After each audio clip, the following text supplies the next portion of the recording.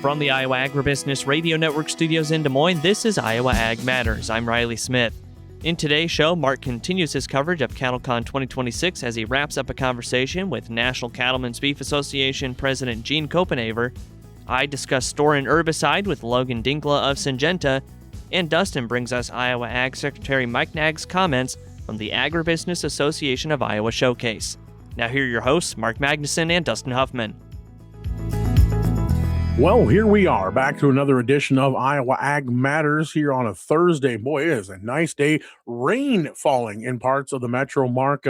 Hard to believe that we're thinking about the middle of February. Boy, if Punxsutawney Phil could have missed any bigger, definitely wide right for that forecast. But again, as I talked to a few people last night, at an event I was at, it's everybody's braced because Mother Nature never goes down without a fight, especially old man winter.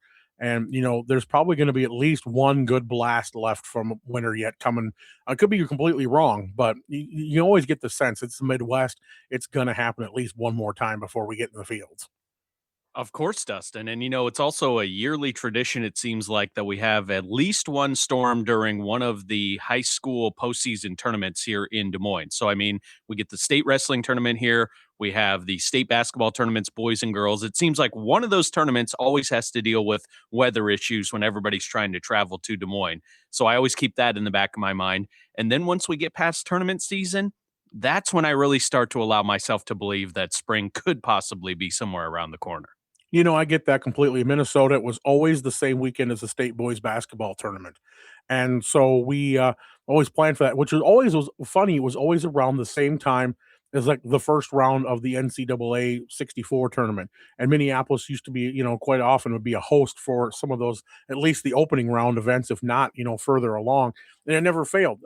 Boys state would be around the same time as the NCAA thing, and it would snow and it would cause chaos for both events. And the funny thing is, they even purposely, just for the heck of it, tried switching it one year and putting the girls' basketball tournament in that weekend because they just wanted to give that prime weekend spot back and forth. The boys' weekend shifted, the storm shifted with the boys' weekend. And so it just seemed like no matter where you put the boys' state basketball tournament in Minnesota, it was always a weekend of snow. So, we kind of you just expect it to happen. You say if we can get to the tournaments, we're fine. Mine's always been like, if we can get to May 1st, growing up in Minnesota, if we can get to May 1st, you should be fine. For some reason, there was always one in late April. That's why we were never always too much of a hurry. And it still makes me scratch my head once in a while when people are chomping at the bit here to get going before April 15th. I'm like, I guess that's just too much ingrained in me, Mark, that that you're just pushing the envelope a little too much. But, it is what it is. And thinking of things that are also, heating up like the temperatures have been, the soybean market. I know you're going to be talking with the folks at Comstock here in just a little bit, but boy, has that soybean market taken off today, up another 15 cents. Basically, except for Monday's really big down day, and that was only a 5 to 6 cents. We really have been seeing that rocket ship ride, and it's not just been from the tweet from President Trump either. There's talk of India trade agreements and much more that's putting a lot of pressure on that market to go upward, and it's sometimes taking corn along for the ride.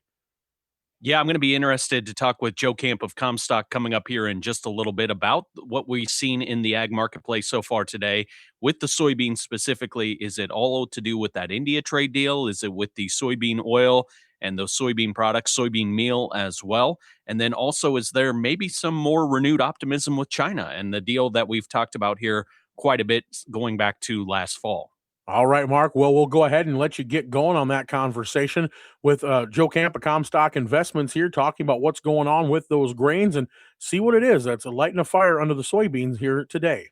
Joined today by Joe Camp of Comstock for the opening market discussion. Joe, what's happening with the trade in the grains? More gains for soybeans to speak of. They're the leader. Yesterday it was wheat. We had just a slight pause in the action. Ultimately, though, looking really rather resilient is the soy complex as a whole. It's been a back and forth between bean oil rallying in part on the biofuel enthusiasm.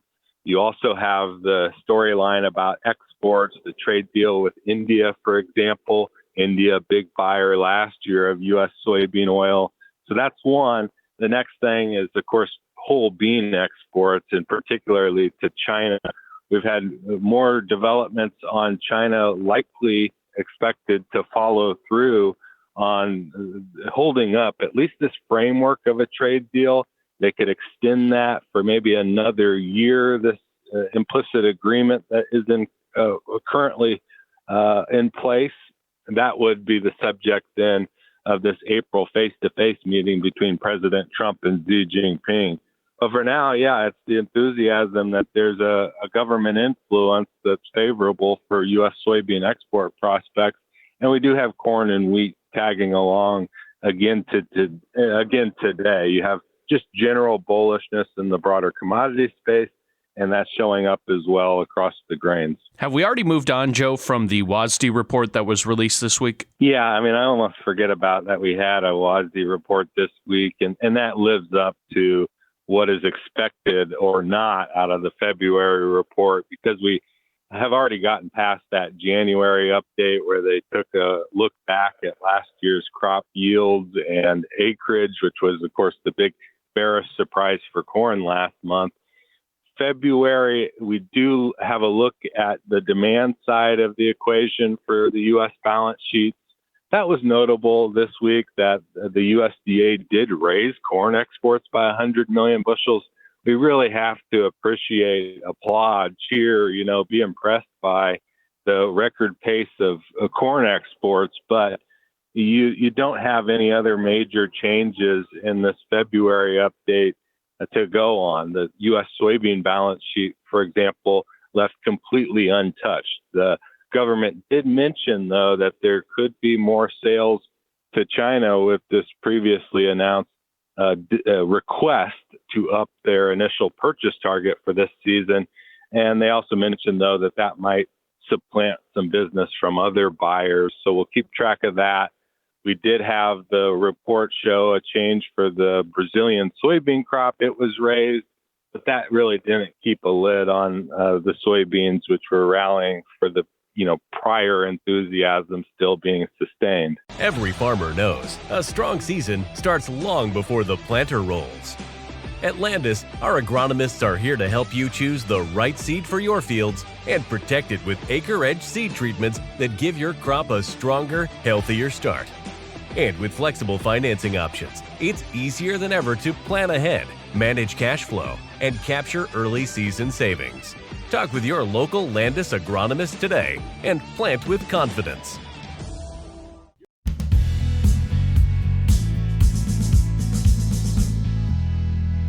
Back on Iowa Ag Matters, and yesterday we got to start a conversation with Mark and new NCBA President Gene Copenhaver. We're going to bring you the rest of that conversation right now, as they had a chance to talk last week at the NCBA convention down in Nashville. Mark Magnuson for the Iowa Agribusiness Radio Network, and I'm joined today by Gene Copenhaver. He is the new president of the National Cattlemen's Beef Association. And Gene, first of all, thanks for taking the time to join me here today. Gene, what are some of those main priorities that NCBA is laying out for this next year ahead? Have you already gotten all together and put those down on a forum to say, hey, these are the issues we need to hit on? Yes, we already have. The main issue is producer profitability, continued profitability, because that's the first part of sustainability in any industry. And just continue to do some of the same things we've been doing. We got a real good win here recently with dietary guidelines, flipping the pyramid. And I think it's just going to help us with the work we've done the last 40 years with demand. It's going to still increase demand for our great product.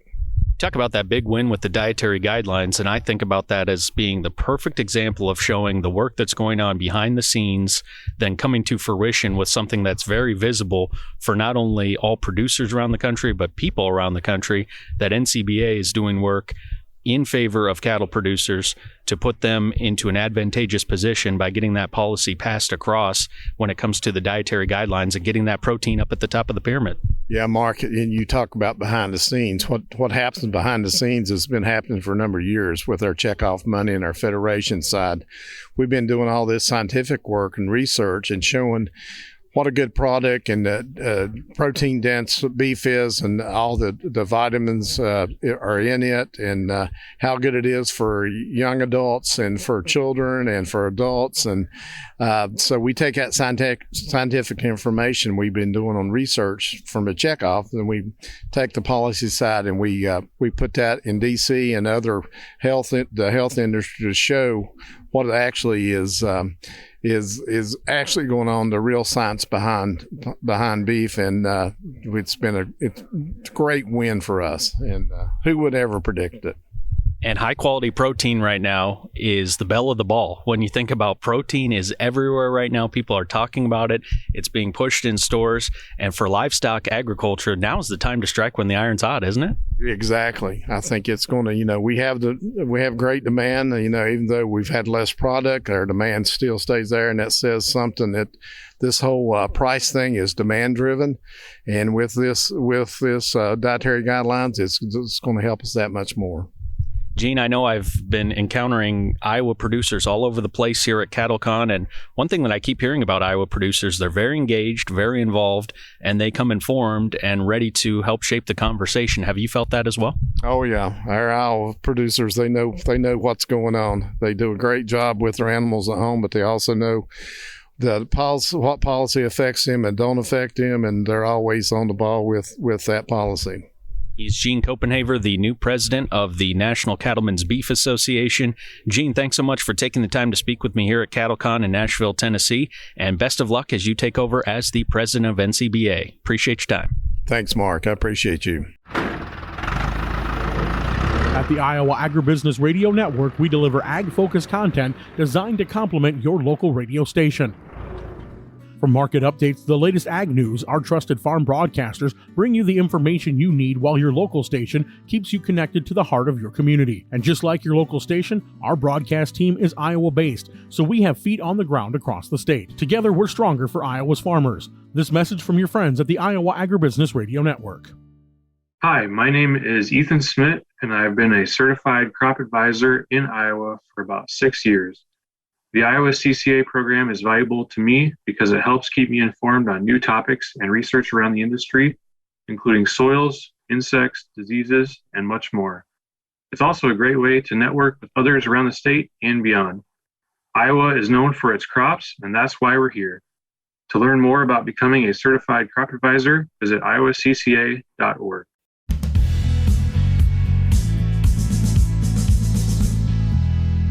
Time to run down the basis bids here on Iowa Ag Matters on this Thursday. I'm Dustin Huffman. Just a few elevators making changes to their prices, but all of them lowering soybean bids, the few that did make a change. Let's go ahead and take a look at the prices here today. Let's start at ADM Burlington. They're 8 cents under on corn, $4.20. Soybeans 12 cents under at $11.23.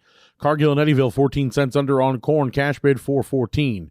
New Co-op Algona, 31 cents under on corn, $3.97. Soybeans, 72 cents under. They're at $10.63. Ag State Sheldon, 18 cents under on corn, $4.10. Soybeans, 75 cents under at $10.60. Ag State Alta, 37 cents under on corn, cash bid $3.91. Soybeans, 65 cents under, $10.70. Cargill Cedar Rapids, 14 cents under on corn, $4.14. Soybeans, 45 cents under at $10.90 for the cash price. Five Star Co-op Nashua, 22 cents under on corn, $4.06. Soybeans, 60 cents under, $10.75. Lincoln Way Energy Nevada, 19 cents under on corn, cash bid $4.09. ADM Des Moines, 45 cents under on soybeans, cash price $10.90. New Co-op in Red Oak, they're 28 cents under on corn, $4 even. Soybeans, 72 cents under, $10.63. Mid-Iowa Cooperative in Green Mountain, they're 36 cents under on corn, $3.92 for the cash bid. Soybeans, 80 cents under at $10.55. New Co-op Sheraton, 33 cents under on corn, $3.95. Soybeans, 72 cents under at $10.63 for the cash price. Walk-On Feed Ranch, 38 cents under on corn, $3.90. Soybeans, 70 cents under at $10.65. New Co-op Glidden, 31 cents under on corn, $3.97 for the cash bid. Soybeans, 72 cents under, $10.63. Innovative Ag Services Farley, 36 cents under on corn, $3.92. Soybeans, 70 cents under with a cash bid of $10.65. And finally today at Cargill Muscatine, the river's closed for the season. Deliveries will resume the week of March the 23rd. Cash corn and soybean bids are subject to change without notice. Always check with your local elevator when making sales to obtain the most recent price. And that's been a check of your basis bids here on Iowa Ag Matters. Stay with us. We'll be right back after this message. In rural Iowa, we know you're sold on your local radio station. The Iowa Agribusiness Radio Network partners with local Iowa stations to deliver the latest in agriculture news, including grain elevator prices, market reports, and ag policy news. Trusted local voices, trusted ag content. This message is brought to you by your friends at the Iowa Agribusiness Radio Network, where Iowa Ag matters.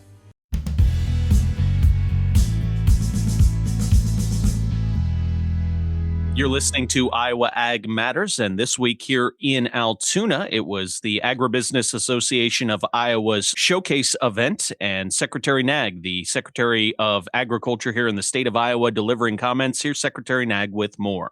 The challenges, certainly no workforce. I know that things like H2A, CDLs, those types of things, I'm hearing about those issues as I'm visiting with you. Finding and keeping great employees can be challenging. And of course, the rising costs of operating, very, very challenging as well. But that's also why it's so important that we work together in the policy arena to pull in the same direction, because we know that we are so connected.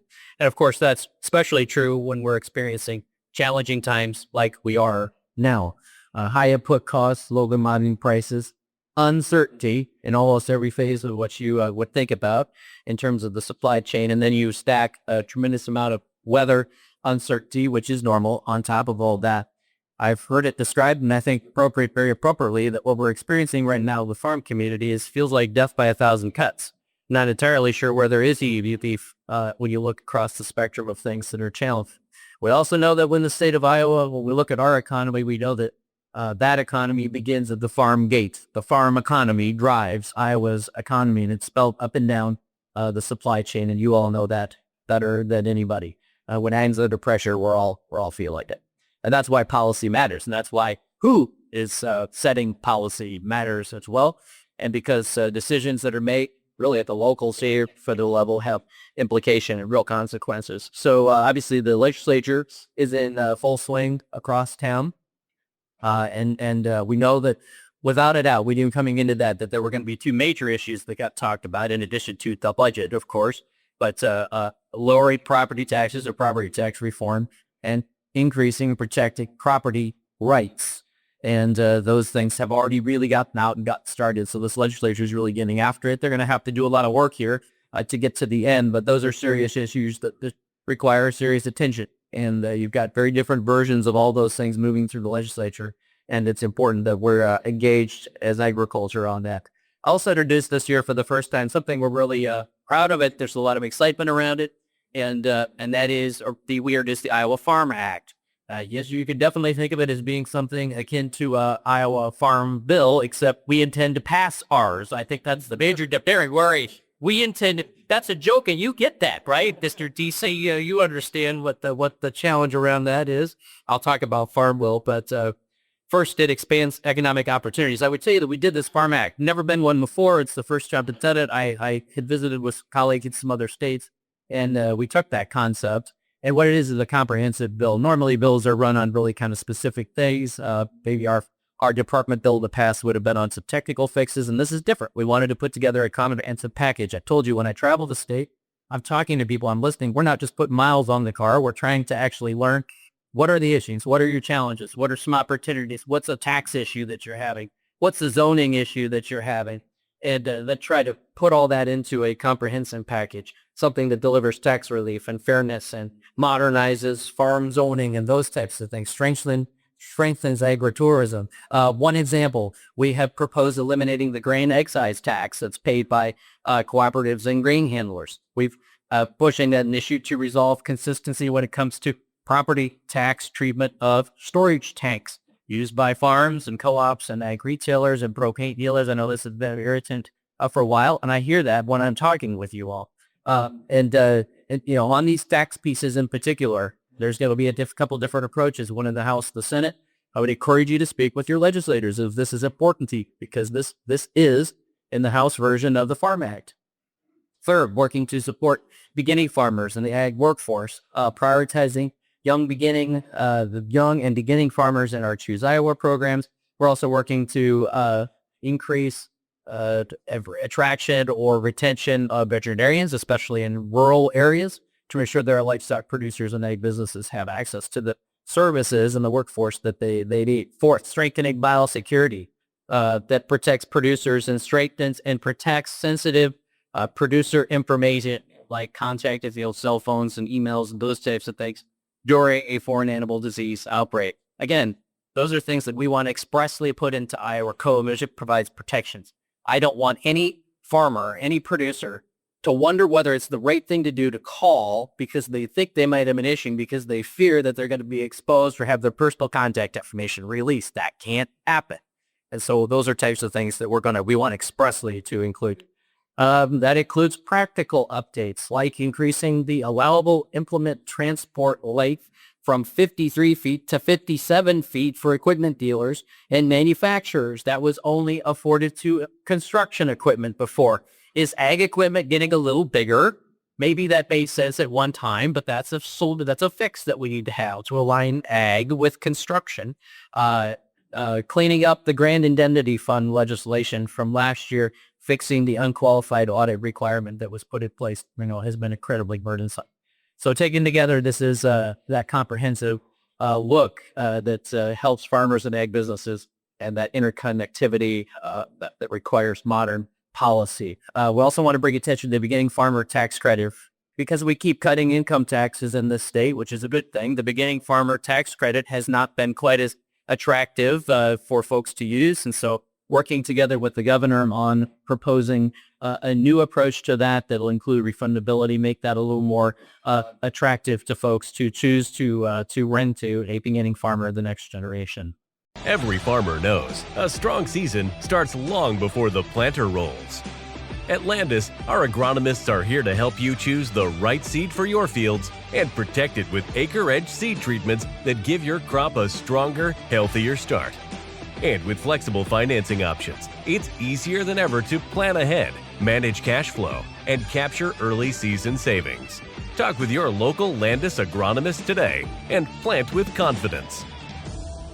Hi, my name is Ethan Smith, and I've been a certified crop advisor in Iowa for about 6 years.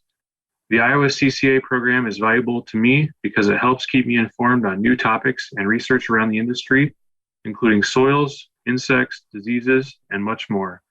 It's also a great way to network with others around the state and beyond. Iowa is known for its crops, and that's why we're here. To learn more about becoming a certified crop advisor, visit iowacca.org.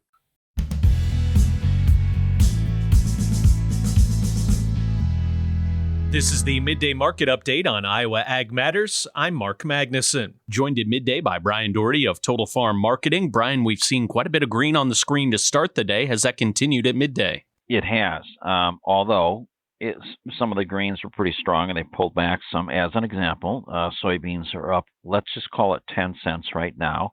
But we're up probably closer to 16 to 18 cents. So they pulled back a little bit. Likely farmer selling, and the higher the market goes here, I think the more traders are pretty quick to pull the trigger if it looks like it's maybe running out of steam for the day. Sometimes traders use minute-by-minute charts or 5-minute charts, and they might gauge their entries and exits based off of when those get, during the course of the day, overbought or oversold, or give a signal. Corn is up 2 to 3 cents. Wheat having another good day, up 7 to 9. There, I would maybe make the argument that it is now February 12th, and in talking to some wheat producers, they don't want to sell wheat right now. There's just a growing concern that, again, warmer temperatures, lack of snow cover, the drought monitor map echoed again how dry it is in parts. It's less than ideal out there, and that brings up concerns about, too, with these kind of warmer temperatures, some of the damage that could occur if you get another cold spell. But really, how soon do you have to start thinking about pest control and other items that maybe cost more to put into the crop? So gains in all three. It's early enough in the day where I'm kind of holding my breath. Corn has not had much of a positive response to the USDA report, which could carry out basically 100 million bushels. We had a good export sales number this morning in corn. That was supportive, but still hovering in that March contract somewhere between 426 and 430. Let's call it 1 or 2, and here we are, 430, up 2.5 today. What's happening on the livestock side of the trade? I've got the live cattle market now down 85 to about $1.50. So softer today. What's the best way for our listeners to get in touch for more marketing information? Mark, we'd love a conversation. We just like to listen and hear what, concerns or needs are. 800-334-9779. And there's a couple Brians here, so if you want to talk to me, Brian with a Y, Brian Doherty. Tune in to Ag Matters PM, your daily dose of crucial information affecting Iowa's farmers, producers, and consumers, right here on the Iowa Agribusiness Radio Network. Every evening, our dedicated broadcast team brings you the latest news straight from the field and from our rural communities.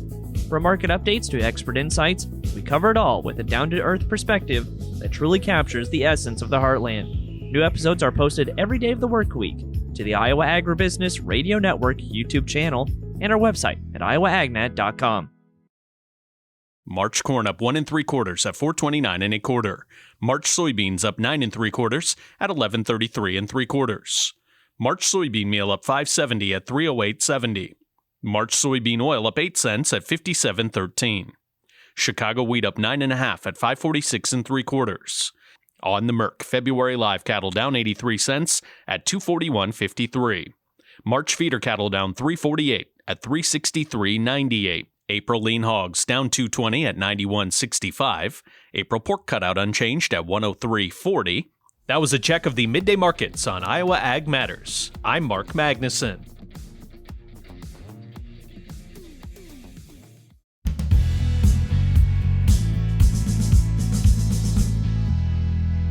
Back into the marketplace we go here on Iowa Ag Matters. It's time to turn our focus over to the livestock side of the markets, find out what's happening with those cattle and hogs. Once again, Joe Camp of Comstock Investments joining Mark Magnuson to talk about more.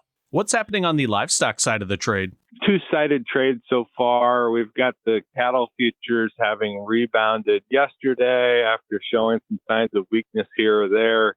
We had most of these contracts stopped just short of the gap that they'd opened at the start of the week.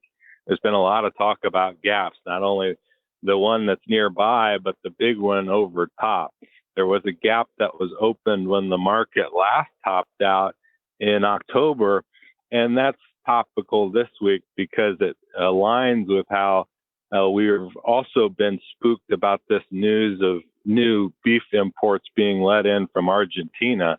That was the case when we gapped lower from that last all-time high that President Trump said he had a quote-unquote deal to bring down beef prices. So it's definitely just like we came off of on the conversation about grains and soybean exports, the cattle trade very much political as well and politically dependent. We're still tracking on the decisions made about the Mexican border and the screwworm threat. Still closed off, that border is, to that big flow of feeder cattle imports. So it's an offsetting influence of what has been some negative headline shock related to screwworm. That's still a positive that we have yet another lasting supply side constraint in this market. And yes, you can see where the headline would affect things with the Argentina story, but at the end of the day, it's still not that much of the amount of beef that is going to be imported. It's not a significant amount, is it? Absolutely not. Yeah, you're right that that should be noted when we're talking about Argentine beef exports. In the past, maybe ranging 2% of total beef imports into the U.S. If you double that, I mean, we're talking 4% possible. So that is more beef. It's not necessarily a fix to the short supply that's driven this market higher for so long now. Joe Camp of Comstock, my guest here today. Head to Comstock.com for all of the marketing information and resources. Joe, thanks so much for the time. Always appreciate it, and have a great rest of your day. Thanks, Mark. You too. In rural Iowa, we know you're sold on your local radio station. The Iowa Agribusiness Radio Network partners with local Iowa stations to deliver the latest in agriculture news, including grain elevator prices, market reports, and ag policy news. Trusted local voices, trusted ag content. This message is brought to you by your friends at the Iowa Agribusiness Radio Network, where Iowa Ag matters. Hi, my name is Ethan Smith, and I've been a certified crop advisor in Iowa for about 6 years.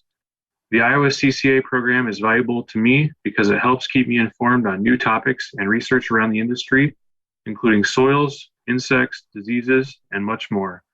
It's also a great way to network with others around the state and beyond. Iowa is known for its crops, and that's why we're here. To learn more about becoming a certified crop advisor, visit iowacca.org.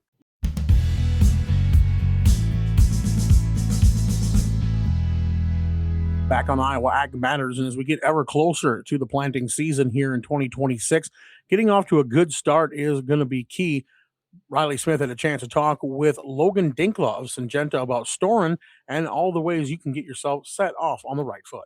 As we reflect on the 2025 crop season, it was a very busy one, and there were a lot of things that were expected, a lot of things that were unexpected from the crop season last year. As we head into 2026, we have a new perspective on a lot of issues, and I'm visiting right now with Logan Dinkla of Syngenta to talk about some of the things we learned. First off, Logan, every year brings its own set of unique challenges. When it comes to weeds in particular, what were some of the biggest lessons learned from the 2025 season? Yeah, every year is different, and we really don't know what we're going to see. But as we think back and reflect on 2025, we started out with a decent April, but then we had stretches of dry weather, which then turned into it seemed like we were getting rain nearly every week throughout the season. So kind of the big thing was just the importance of having a complex pre-herbicide out there, but at robust rates to go along with it. Just to try and hedge our bets for those dry stretches, as well as get us through the season with that repeated rainfall throughout. So then, Logan, when we think about kind of the budgets that we see for the 2025 season, or from the 2025 season heading into 2026, what decisions need to be made there? Because I know a lot of farmers are looking at these tight margins and going, all right, do I make adjustments to my inputs? Do I adjust my practices? There's going to be a lot of challenges there. Yeah, one of the, with the restricted budgets and, the easy, someone might look at it and think the easy thing is to cut back on, maybe what I'm doing from a herbicide program, but there's a lot of consequences associated with that. Weeds are getting tougher and tougher to control. And, if we really cut back there, we're setting ourselves up for problems, whether it's early season competition, not being able to control weeds with the post pass, just because there's fewer options there. And then ultimately hurting our crop from a grain perspective throughout the season, whether it's competition for sunlight, water, fertilizer. There's a lot of different impacts that could happen from that perspective. And then, of course, as we head into 2026, we've got erratic weather predictions for the year. Might be more rainfall that could have impacts there.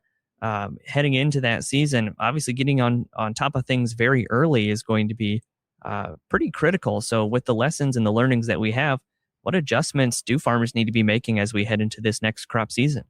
Yeah, with the unpredictability of what the weather might bring in the season, to that point earlier of having a complex pre and at a robust rate, starting off with a strong foundation to then take pressure off the post later in the season, whether that's using a product like Storen, which provides really good residual power to it, and then coming back, and overlapping a residual to try and hedge us throughout the entire season.